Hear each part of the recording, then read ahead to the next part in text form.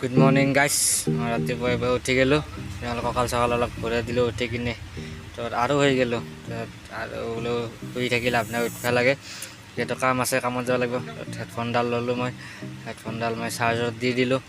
চাৰ্জত দি কিনে আহি গ'লোঁ, আহি কিনে লগতে মোৰ মোবাইলটো চাৰ্জত দিলোঁ। চাৰ্জত দি কিনে মই মুখ হাত ধুব গ'লোঁ। তো মুখ হাত ধুই কিনে আহি গ'লোঁ। তো আহি কিনে একাপ চাহ বহাই দিলোঁ।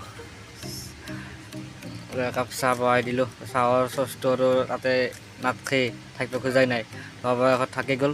তাৰপিছত তাতে মই চাহপাত দিলোঁ, চেনি দিলোঁ, দি কিনে লগতে অলপ গাখীৰো দি দিলোঁ।